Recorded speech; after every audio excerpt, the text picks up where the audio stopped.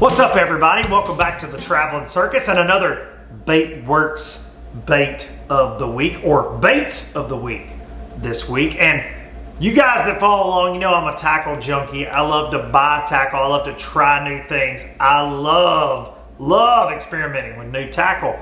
But sometimes those OG, those old school baits get overlooked. More importantly, they get knocked off a lot when something gets some type of success in the fishing industry. If it's a bait that is selling like crazy, catching fish like crazy, there is one guarantee that it is going to be made by another company. And today I'm going to show you 3 baits that I think A, people forget about, B, they've been knocked off more than anything, and C, you better always have them in your tackle box. Let's go. All right, first up on my list of baits that I feel like people do forget about because it is old school, but they forget the history of it, and they forget that every creature bait out there, in my opinion, came on the heels of this bad boy right here, the Zoom Brush Hog. This is the full-size Brush Hog. They make it in a mid-size Brush Hog now, which is really cool. They make it in the baby Brush Hog, which is an absolute stone-cold killer. Texas rigging when it's tough, but Carolina rig bait, one of my favorites of all time. Several different colors in this bait, but Ed Chambers, the original owner of Zoom Bait Company, designed this bait, and he said that he wanted a soft plastic that fell straight down like a jig, but was a little more compact, not as bulky as a jig. So he invented what he called a mutant creature bait at the time, the Zoom Brush Hog. I'm telling you right now, you couldn't fit all the bass that have been caught on this thing on a train car 2 miles freaking long. One of the most versatile baits of all time, but something that I do feel like people forget, man, the full size, it's really not that big. You know, it's perfect for flipping bushes, pitching laydowns, pitching around grass. You can put it on a lightweight and swim it. You can Carolina rig the full-size version. I've caught tons and tons and tons of bass doing that. That baby size comes in when the fish are a little finicky, but it is just something that I feel like maybe you need a nudge on. Maybe you need a reminder on. Several different ways to rig it, but my favorite will always be straight up Texas style. Give me a hook out here. This is just a 4/0 Trocar magworm EWG. I'm gonna come right there in the head of that bad boy. Come down, I don't know, say 1/4 inch maybe. Push it up over my knot. And then I like to text pose it. And you're gonna see that theme a lot in this video. Bend the plastic. And you can see I'm popping right out the top there. Then I come back in and skin hook it. And I feel like that gives me a really good hookup ratio right there, but it also is gonna stay weedless the entire time. But the Zoom Brush Hog, OG creature bait, I'm telling you, if you don't have it in your tackle box, you're gonna wanna get over to Baitworks and pick some up right now. Moving on to bait number 2 that is often forgot about and an absolute money winner. But more importantly, it's been knocked off like 72,000 times. Okay, stop number 2 on our tour of baits that we all forget and have been knocked off right here. This thing is the epitome of keep it simple, stupid, but that is a Zoom trick worm, the straight-tailed, not the finesse worm, the trick worm, 6 inches in length. This thing has bailed me out more in life. I'm talking about, it's so stinking versatile. And what I mean by that is you can Carolina rig it. Behind your Carolina rig weight, you got your leader, and this little guy just kind of floats back here on a 3/0 EWG Trocar and gets bit. You can throw it around grass like that. I've caught them like that in Florida. I've caught them pitching this bait into grass when it gets tough. I've caught them on a really light tungsten weight, like a 1/16 ounce tungsten weight. When it gets slick calm around grass, throwing it on a spinning rod, I've caught big bass doing that. A lot of times caught a 9-pounder on Pickwick, as a matter of fact, one time doing that. But I think one of the most common ways you see it fished, and a guy like Jesse Wiggins out there on the Bass Pro Tour has caught so many bass like this over the years. He's on a shaky head. This little Trocar shaky head right here. But I think this is probably the most common way that gets people paid with the trick worm.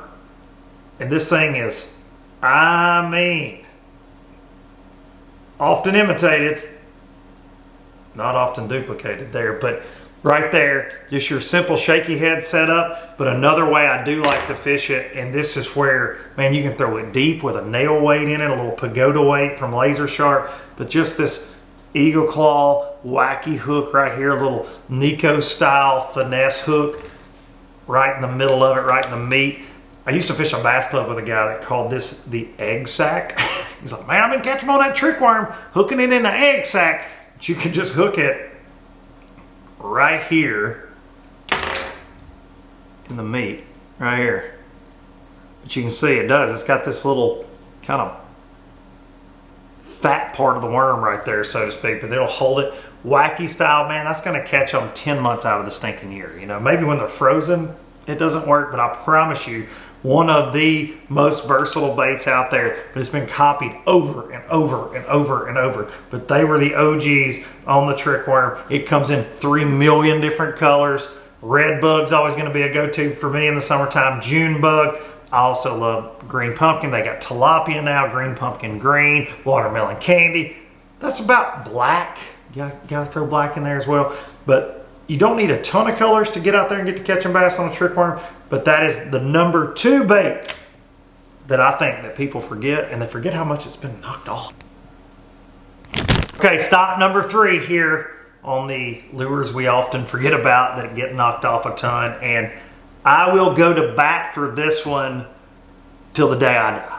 Till the day I die. There are so many variations of this, and some may say that they weren't the first. I don't know. I don't know if the Sluggo came first or the Zoom Super Fluke, but I can tell you right now, this bait right here, when it goes to soft plastic jerk baits that get bit a lot, there's no, listen to me, no comparison to a Zoom Salty Super Fluke. There's just not, right there. Comes in a ton of colors. You don't have to have a bunch of colors. You get you some pearl whites, you get you some lemon shads, you get you some dadgum disco greens. Just go fishing. Bubble gum if you're up north smallmouth fishing. But this bait has absolutely caught more bass for me. I think some of my first memories ever of catching bass in ponds as a kid on a pearl white Super Fluke. And every time I take my kids fishing, especially around ponds, what's the first thing I rig up for them? A Zoom Super Fluke, because it's so simple. You take a 3/0 EWG trocar hook.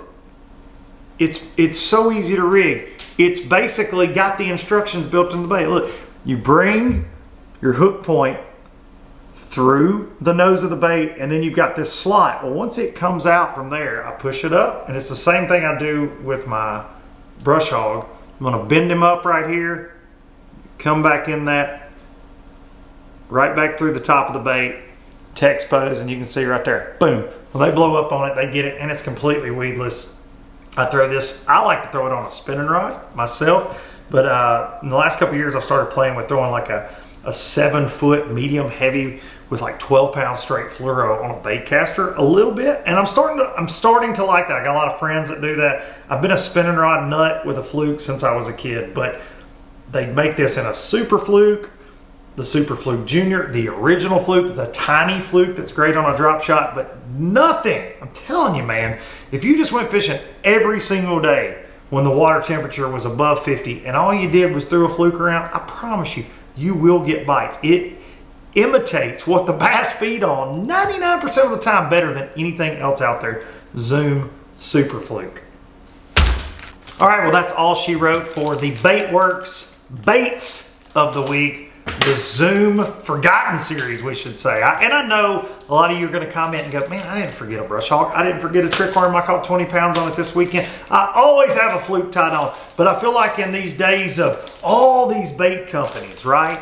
There are so many out there, and everybody's flashy and posting videos and content, that these things do get overlooked. And this company right here out of Georgia, they developed and wrote the book on so many soft plastics. And right now at Baitworks, you can get 20% off for the rest of this month, the month of July, on all Zoom plastics. Appreciate the folks from Baitworks supporting Luke Duncan's Traveling Circus and helping out the good folks like y'all. If you're buying anything other than Zoom, you can use code Duncan-10 when you get there for a little bit of a break. You can't combine the Duncan-10 with the Zoom discount for the July summer sale. I'm sorry, but you can get on there. Be sure to click the link down here to take you to Baitworks. I appreciate y'all. Let me know in the comments what your overlooked or forgotten baits are that you like to always keep around like a security blanket. These three will always be in the Express. That is a guarantee. Thank y'all for watching. Be sure you subscribe to Luke Duncan's Traveling Circus YouTube channel, and I will see y'all next time.